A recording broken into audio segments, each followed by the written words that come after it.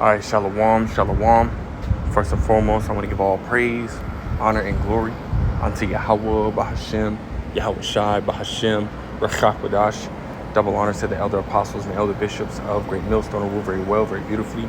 Double salutations to the Akim and her pushing this gospel in truth and in sincerity to the best of their ability given to them by Yahweh Bahashem Shai. Peace, blessings, and salutations be unto the elect scattered abroad. May the election of Yahweh Bahashem Shai, Lord willing, fall upon your houses. This is Brother Quanah Watt come back at you, Lord will, with the edifying lesson through the Spirit and power of Yahweh Bahashem Shai, Lord will. It is edifying lesson. Lord will, it is straight to the point, Salakia. But I was ultimately just meditating on, again, the things that we deal with in this world and, right, the people that we deal with on a daily in this world, and how all this shit is ultimately vexing, man, right? Just like our forefather, matter of fact, let's start with that, right? Just like our forefather Lot, right? How he was ultimately vexed, right? Every single day.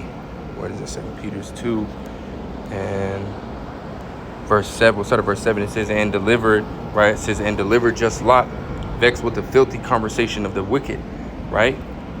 It says, for that righteous man dwelling among them and seeing and hearing, vex his righteous soul from day to day with their unlawful deeds, right, man?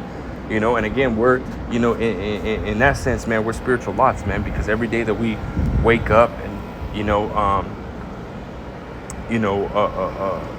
whatever you do, man, whether it's turn on the TV, look at your phone, or, you know what I mean? Or you got to go to work, right? We're just seeing all this wickedness, all this evil. And that, again, it vexes us, man. It annoys us, right? Which it says, the scriptures say that oppression maketh the wise man mad. And this whole society, right? Esau, Edom, and the society, in the system that he built up is nothing but oppressive, man, right? To the Lord's people, right? You Israelites, right? You so-called blacks, Hispanics, and Native Americans, as well as the Israelites, that look like the nations that you've been scattered in, which we call the Israelite foreigners, right? This is why we are the poor and needy, because, again, we're being oppressed, severely, man, and again, those who are in the right mind, right, those who are in the right spirit, right, are ultimately going to be pissed off at this, man. They're going to be vexed, because we know and we understand, right, that this is not our rest, right? This is not a place where we, can ultimately establish anything, right? Because even here, right, going into Matthew, the 6th chapter, right, let's grab that real quick. Just gonna bring it out. This is all flowing through the spirit, man. Something just ultimately weighing on my spirit. Just decided to press the button. This is Matthew 6 and verse 19. It says, lay not up for yourselves treasures upon earth, where moth and rust doth corrupt, and where thieves break through and steal. Right? Because you can try to sit here and build a business here. You can sit here and try to establish some type of foundation in this society. And guess what, man? If Esau deems it to be unfit or just something he doesn't want in his society or his system or part of his system, what can he do, man? He can snatch it right out from right from under you, man, or ultimately seclude you, right, to where nobody's coming to nobody's coming to your business, right? You're not getting no advertising, right? Because it goes from really every industry that you can think of, right? Esau's got his hand in every single industry that you can think of, man. So no matter what you try to do, right? Esau will, stupid motherfuckers, man, right? Esau will ultimately, again, if he doesn't like it, he'll hinder you from being able to sell what you need to sell, or get the promotion and the exposure that you need, man. That's just how this damn devil is, man, right? And again, right, he can take away anything and everything that you had set up, man. It's not really yours, man. Just like he can take your house. There was I was reading this article about this woman who, before herself, right, her parents had owned that house, right? They bought the house. They were paying down, on the house, and they ultimately gave it up to her, and she had been in that house for 50 some years, man. 50 years plus, right?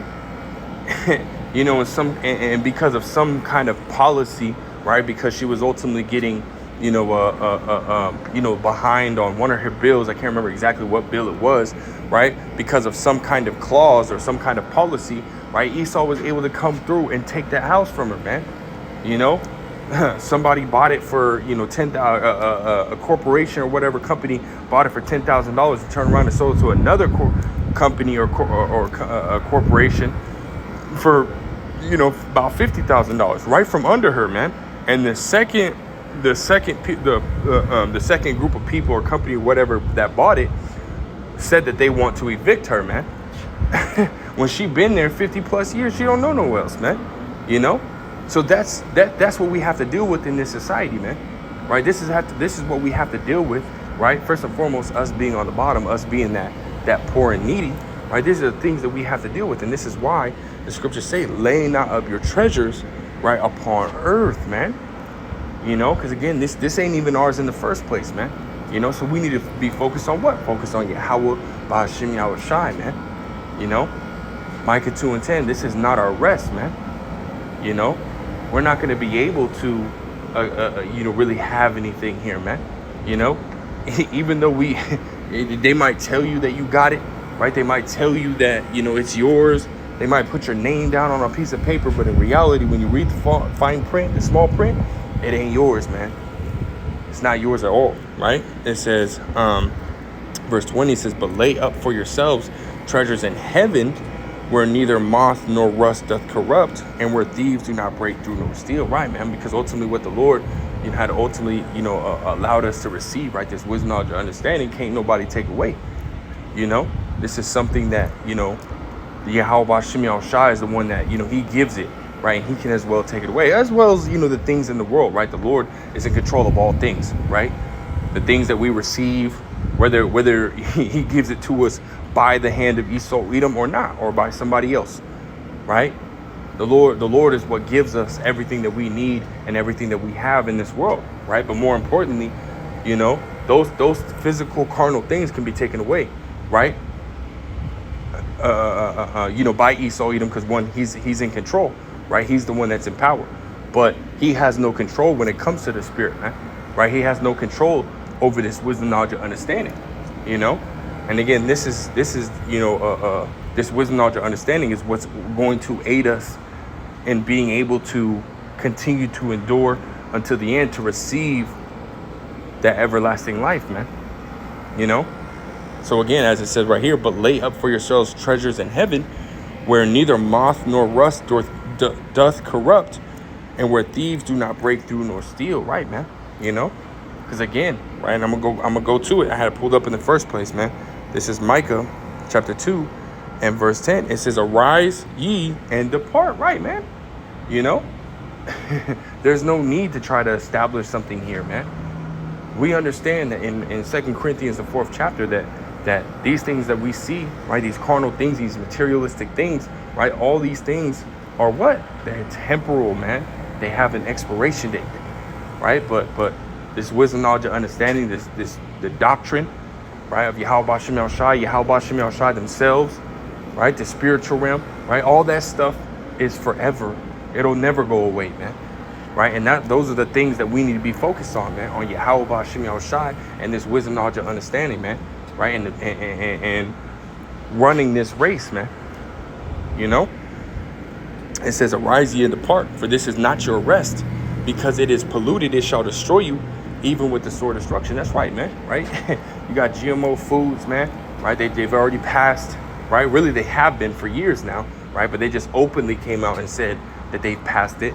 Right, making lab-grown meats and stuff like that, man. You know, so now they're open with it. Now they're, you know, more and more videos about, you know, the how the chicken looks and how the meat looks in general. It's all, you know, jacked up and it just doesn't taste right. You know what I mean? The fish is, you know, basically like sponges, right? People are eating basically, you know, fabric, right? When eating fish and shit like that, man. You know, depending on the fish that you get, right? So everything is completely just nasty, destroyed, right? You got all these hotel motels walking around, man. You got you know, these Transformers walking around, right? Decepticons, man. You know, you got all this shit happening in the world, man. All this is being pushed, right?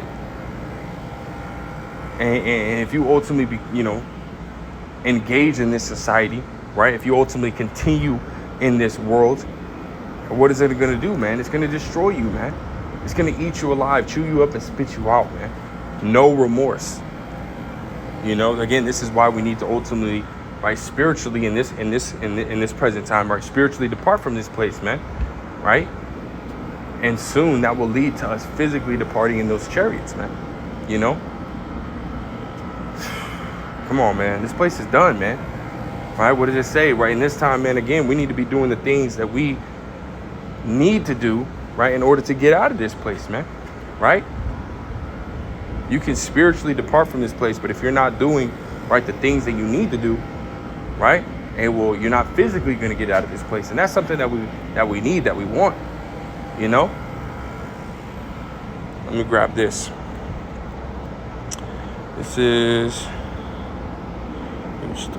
Hebrews chapter 4 and verse 11. It says, let us labor, therefore, to enter into that rest. So if this is not our rest, hey, what do we need to do? Right? Labor to enter into that rest, man. Right? Which that rest is, you know, what you read, in second Esdras, the 8th chapter, beginning at the 52nd verse, man. Paradise, man. You know? In order to reach that, we need to do what? Let us labor, therefore, to enter into that rest, lest any man fall after the same example of unbelief. That's right, man. Right? So continue to stay in the spirit, continue to read, continue to do your videos as much as possible, you know, continue to edify the sheep of Yahweh B'Shem Yahushua as much as possible, right? Just speaking to you men that are in this gospel, in this truth, you know. And for you true believers, they can continue to pray, continue to call upon the name of Yahweh B'Shem Yahushua, continue to watch your videos, continue to study, you know, continue to do what is necessary. Right? Continue to apply the scriptures to the best of your ability, man. You know, so we're almost out of here, man. We ain't got too much longer. Again, just keep fighting, you know. Scriptures say that he that shall endure to the end, the same shall be saved. You know, so with that, Lord will is edifying, Lord will, straight to the point. I want to give all praise, honor, and glory to Yahweh, B'Shem Yahushua, B'Shem, Rachak, Dash, double honors to the elder apostles, the elder bishops, the great millstone. Till next time, I say shalom.